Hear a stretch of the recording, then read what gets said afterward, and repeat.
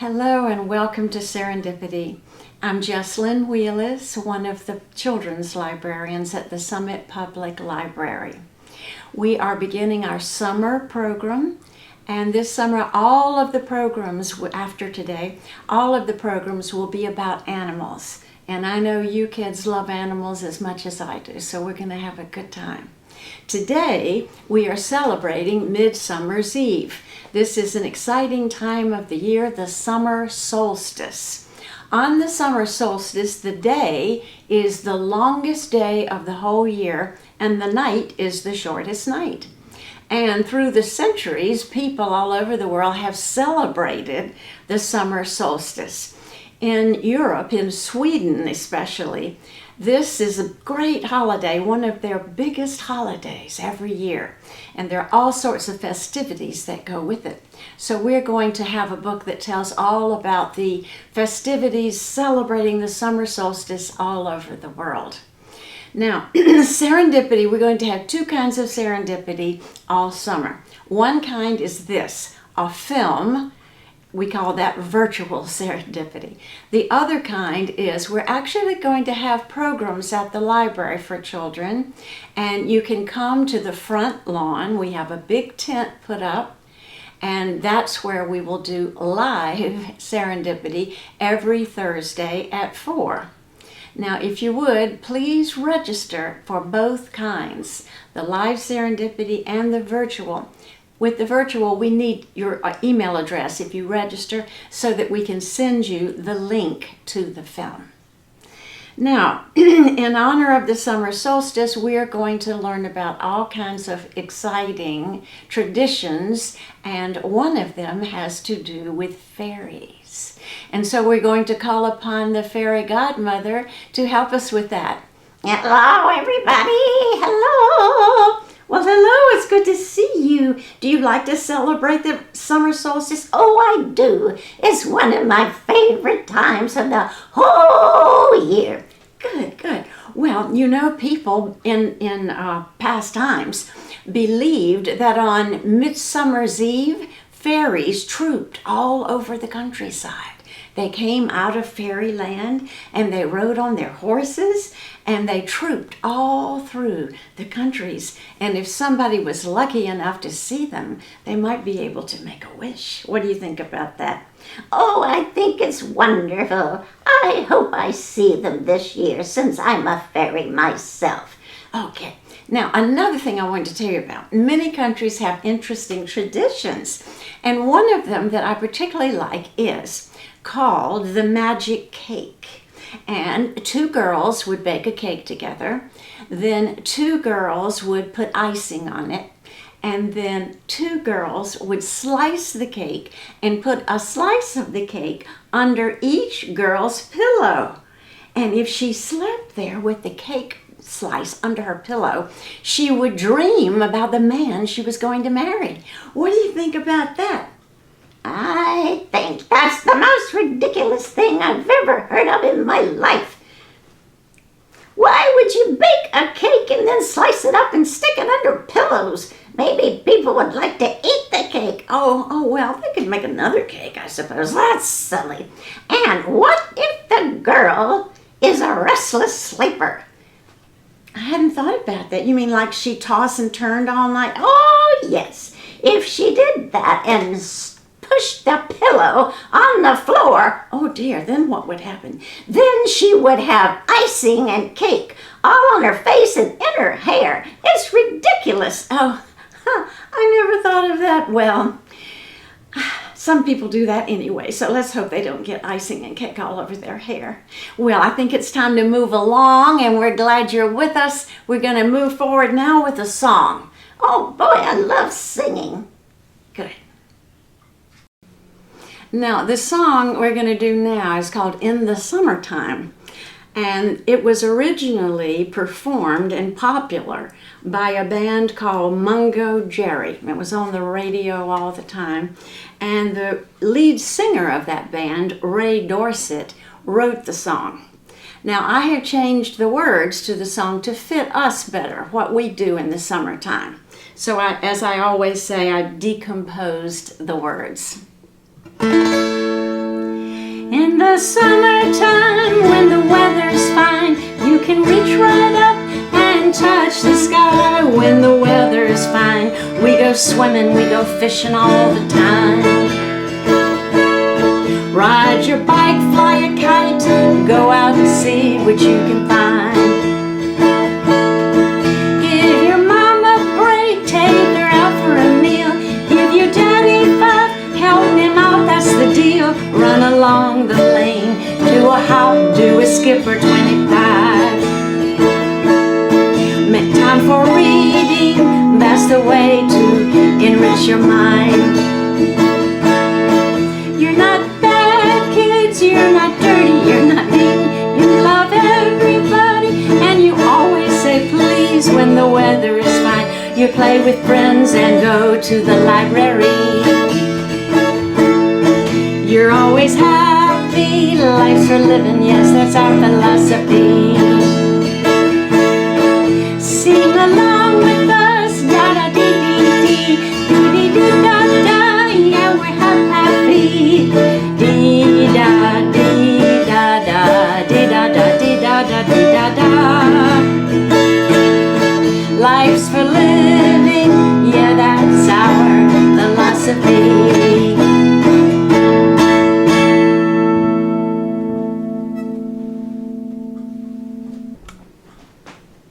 The book I'm about to read to you on the summer solstice is very interesting and colorful, and it shows summer solstice celebrations all over the world.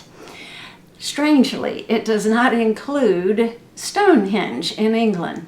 Stonehenge is one of the ancient wonders of the world, and it is the most famous place where the summer and winter solstices are celebrated. And I would love for you to learn more about that. And if you would like to, you can still see the film Benjamin and I made last year. You search YouTube for Jesslyn Wheelis Midsummer Magic. And most of that video is about Stonehenge with lots of pictures. I think you'll enjoy it. The title of this book is The Summer Solstice, written by Ellen Jackson with illustrations by Jan Davy Ellis. The summer solstice in the ancient world.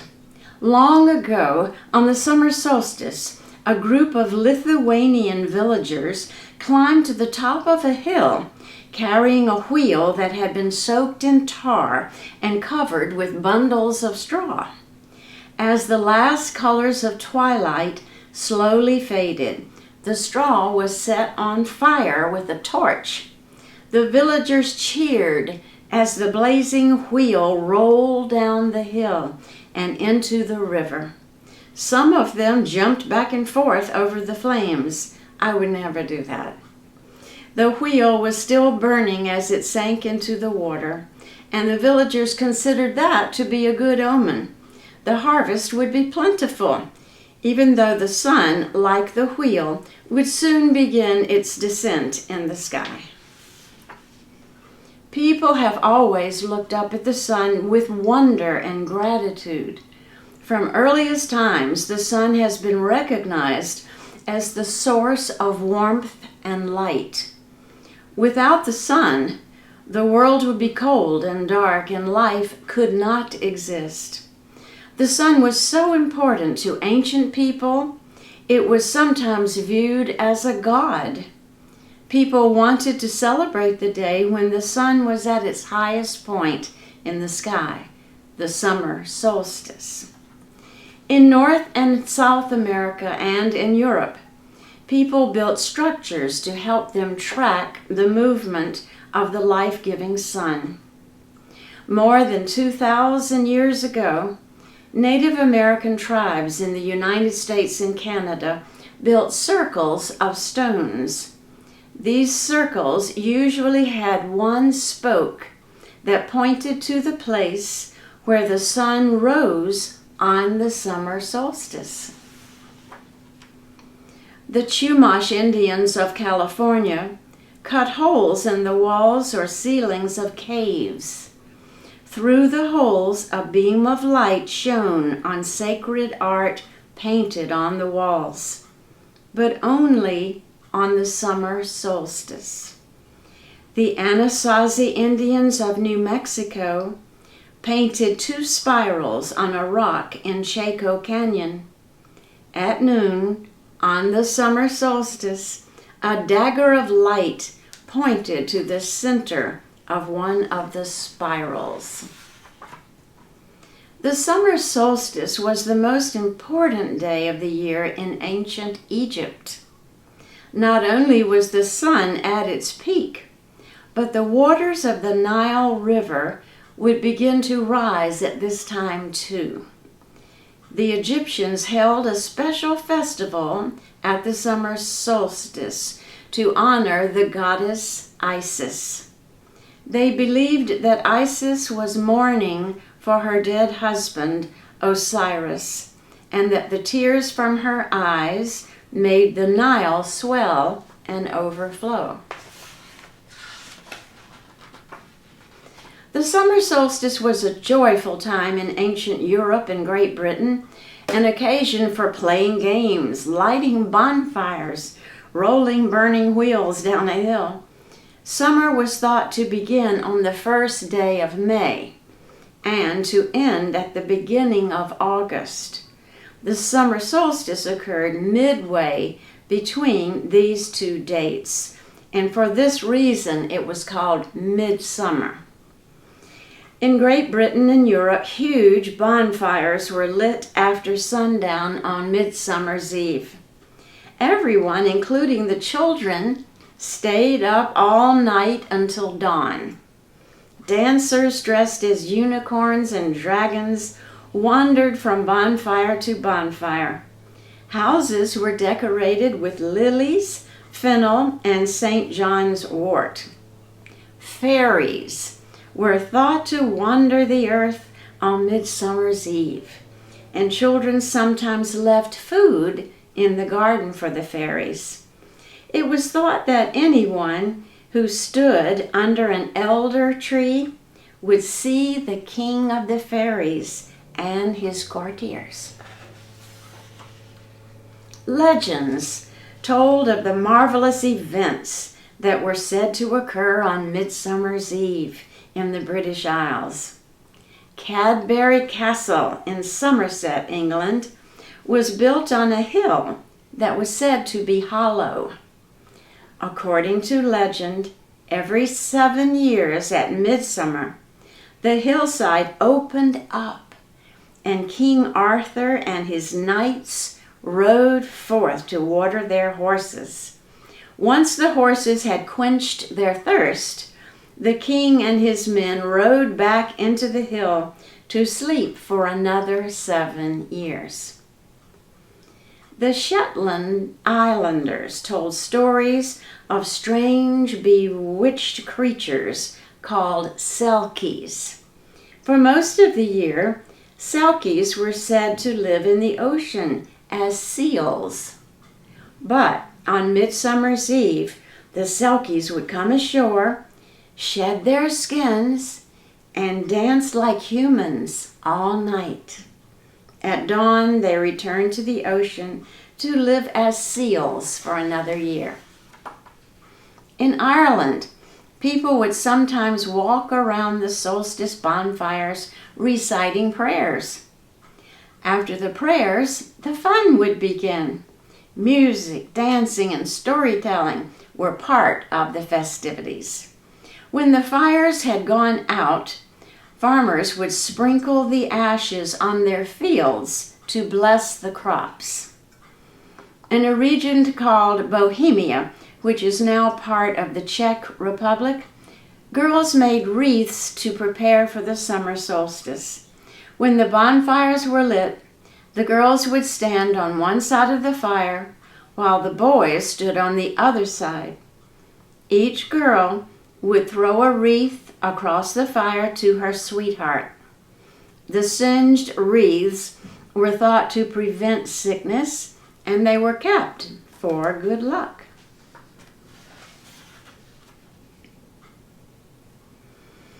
In many countries in Europe, people believed that herbs had special powers if they were gathered on the summer solstice.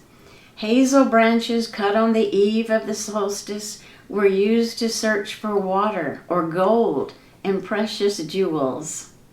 Other herbs, such as chamomile and thyme, were thrown into the bonfires to add their aromas to the smoke. Fruit, grains, and berries began to ripen in early summer. The people of Swaziland, a country in southeastern Africa, held a first fruit ceremony to renew the strength of the king and the Swazi nation at the solstice. During the ceremony, the king ate the fruits of the new season.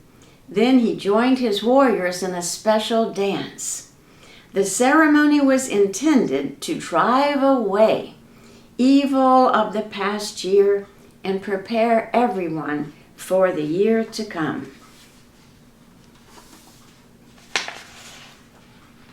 Celebrating the summer solstice today.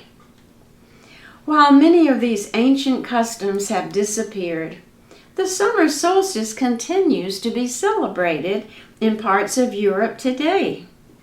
Bonfires still blaze on the hilltops in Cornwall, Wales, and Ireland. People dance around the fires for good luck.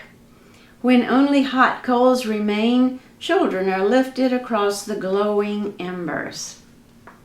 In Scandinavia, summer is very brief, and most people want to be outdoors during the warmest part of the year.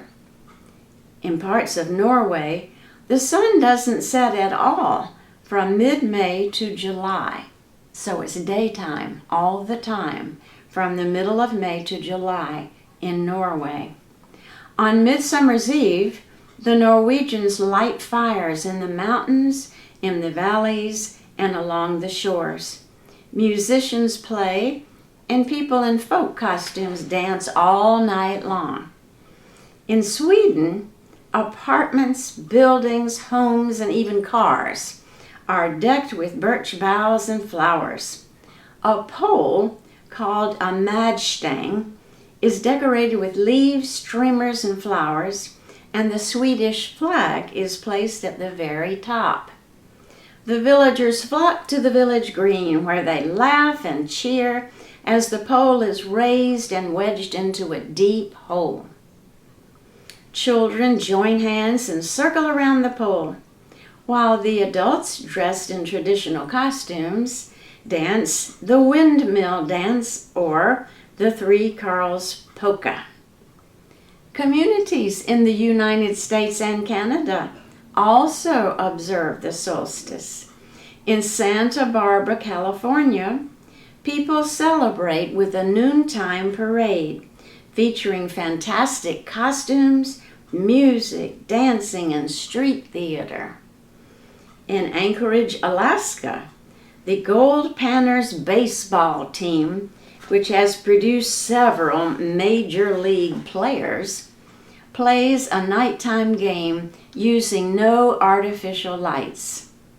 In Quebec, Canada, St. John's Day, which is the same as Midsummer's Eve, is celebrated with games, races, bonfires, and parades.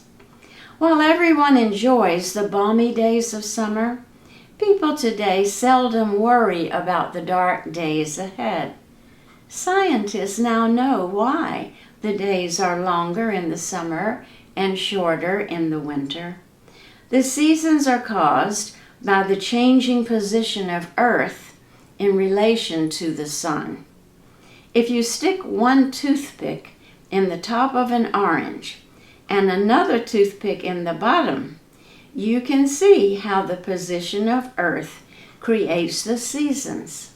In a dark room, shine a flashlight, which represents the sun, directly at the middle or center part of the orange, which represents Earth.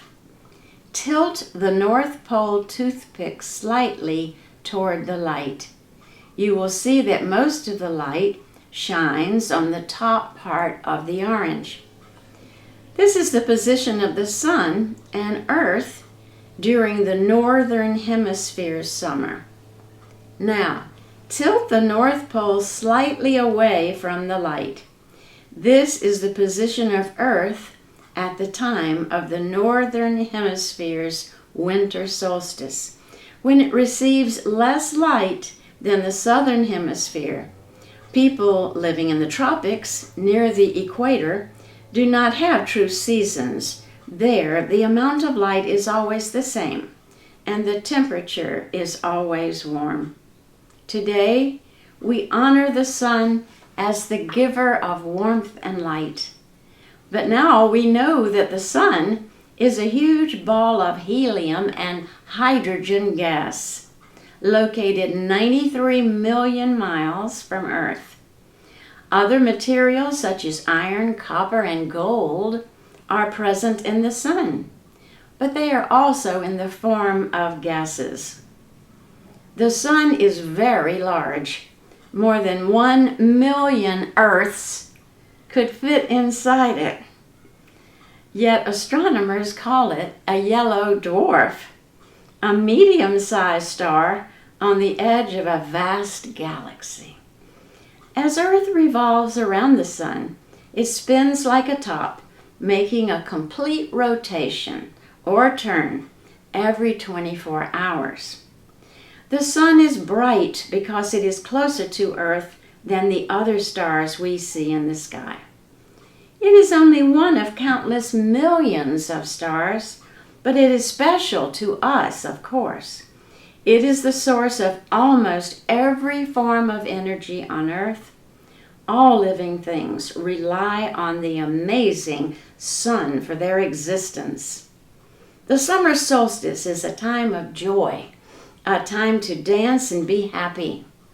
At the solstice, new leaves grow on trees, and the air is fragrant and filled with the music of birdsong. The golden sun blazes high in the sky. On this day, at least, it seems as if summer will last forever.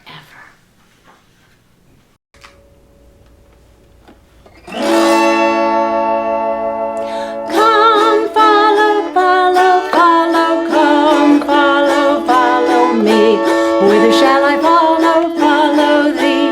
Whither shall I follow, follow thee? To the greenwood, to the greenwood, to the greenwood, greenwood tree.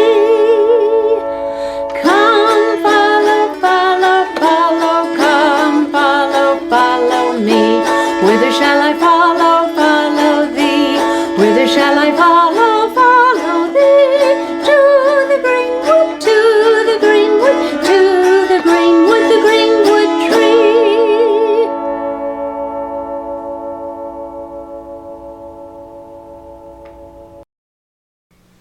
This is a summer solstice story called How Summer Came to the Island People. The following story was adapted from an ancient Hawaiian chant that tells of the adventures of Maui, a mythological hero of Polynesia. Once, a boy named Maui lived with his mother on a beautiful green island in the Pacific Ocean. Maui's mother, Hina, worked all day making tapa cloth from wet bark. Each day, Hina pounded the wet cloth on a long wooden board, while Maui cast his nets into the ocean. But the days were too short. There was never enough time for the tapa to dry. The sun seemed to race across the sky, and the work was never finished. "The sun is in such a hurry," said Hina. "Almost as soon as we get up, it's time to go to bed. Even the plants are withering." Maui looked around. It was true. He realized that if something was to be done, he was the one that was going to have to do it. So, just before dawn, Maui set traps not far from the volcano Haleakala, where the sun sleeps at night. Then he waited. Finally, the rooster crowed. Maui looked up to see the first ray of sun creeping down the side of the volcano. The ray alighted on a rock. It lingered on a bush. Then it stepped into the first trap. Whap! The trap tightened and held it fast. A second ray followed the first. It groped around, looking for the first ray. Before long, it too was trapped. Then came another ray and another. Soon, all 16 rays of the sun were caught in the 16 traps. The scowling face of the sun appeared over the rim of Haleakala. When it saw what had happened, the sun raged and spit fire. Sparks and flames lit up the sky. Maui jumped up and tied all the ropes to a nearby tree. "Let me go!" screamed the sun, thrashing and yanking at the ropes. A blast of heat hit the boy in the face and singed his hair. "Stop that," said Maui, "or I'll cut you down to size." The sun looked at Maui's axe. It sighed, then it grew dimmer. "What do you want?" asked the sun in a sulky voice. "I want you to slow down," said Maui. "You are going too fast. The plants are withering and the tapa cloth won't dry. From now on, you must take your time so the days are long and filled with light." "I will go more slowly, but only some of the time," said the sun. "In the summer, I will go slowly. In the winter, I will go just as fast as I please. That's fair, isn't it?" "Fair enough, I guess," said Maui. He was tired of fighting. Then Maui cut the ropes and the sun rose into the sky, taking the strands of rope with it. Maui looked down. The ropes floated in the sky like clouds, making wispy shadows in the sand. "When the people see the cloud ropes," said the sun, "they will remember my bargain with you. For these are the ropes that bind earth and heaven together." And Maui and his people lived in harmony with the sun forever after.